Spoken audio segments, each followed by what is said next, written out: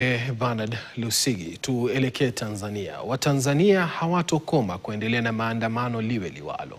Ni kauli ya mmoja wa waathiriwa wa machafuko ya uchaguzi nchini Tanzania anayetibiwa jeraha la risasi hapa nchini.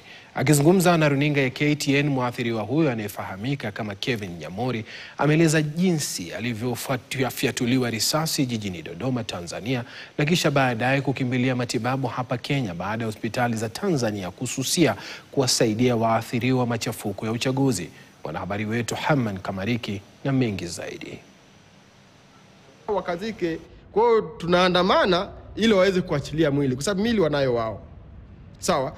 Pia tunaandamana kwa ajili ya kudai haki ambayo inaminywa katika nchi ile. Huku Watanzania wakijiandaa kwa maandamano Jumanne hii kudai haki baada ya uchaguzi mkuu uliokumbwa na utata, ni wazi kwamba polisi wa Tanzania walitumia nguvu kupita kiasi kukabili waandamanaji baada ya uchaguzi wa Oktoba. Huyu nani Mtanzania? Kapigwa. Katika mahojiano ya kipekee na runinga KTN, mmoja wa waathiriwa wa ukatili huo wa polisi ambaye ni mkazi wa Tanzania, Kevin Nyamori, anaeleza jinsi alivyopigwa risasi.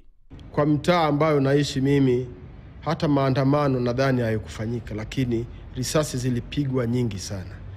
Ndipo walitukuta mtaani katika harakati ya kukimbia, kwa sababu kila mtu anakimbia kuponya roho yake. Ndio nikapigwa risasi ya mguu wa kushoto, na ni bahati tu kwa sababu baada ya kupigwa risasi ya mguu niliweza kukimbia kama mita 20 hivi ili kuwakimbia zaidi, vinginevyo ningeanguka pale wangenimaliza. Nyamori anasema kuwa hospitali za Tanzania zilikataa kabisa kushughulikia watu waliokuwa wamepigwa risasi na polisi, kwani serikali ilikuwa macho. Kila hospitali ukienda walikuwa naogopa kupokea majeruhi. Walikuwa naogopa kwa sababu ya zile story kwamba baadaye polisi wangeweza kufika sehemu zile. Na huo ushahidi upo kwa sababu hata baada ya kwenda nyumbani bado waliendelea kutufuatilia kwamba au majeruhi wanasema watu waliokuwa wanahusika kwenye vurugu. Hawataki kusema ni maandamano, wao wanasema ni vurugu.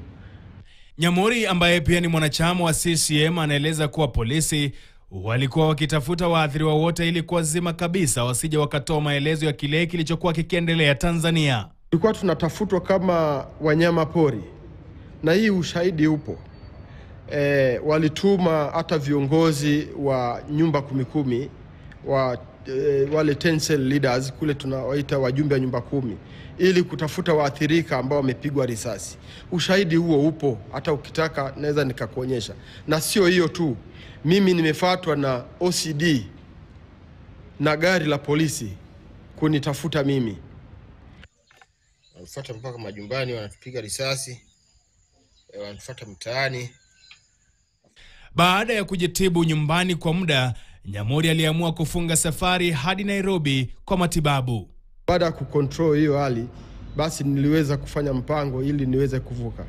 Kwa hiyo nilitafuta namna ya kusafiri ili niweze kusafiri katika hali ambayo ili mtu asijue kama mimi ni mwathirika. Kwa hiyo nilikuwa natembea kama mtu ambaye haumwi. Nilibeba chakula kwenye gari ili nisiweze sasa kutoka. Nilikuwa najisaidia hata kwenye gari ili nisiweze kutoka, mtu asiweze kugundua kwamba mimi nimekuaje. Kwa hiyo nimesafiri kutoka Tanzania mpaka Nairobi. Nilivovuka ndio nilipopata nafasi hata kwenda chooni, kushuka kwenye basi. Amekosoa serikali ya Samia Suluhu Hassan akiomba kuwepo na majadiliano ili kuzuia mauaji zaidi Tanzania. Ila amesema maandamano ya Tanzania hayatakoma hadi siku watakapopata haki. Tumeona wamemaliza na Watanzania. Wameua Watanzania kwa wingi. Hamman Kamariki, KTN. Athari ya teknolojia na mitandao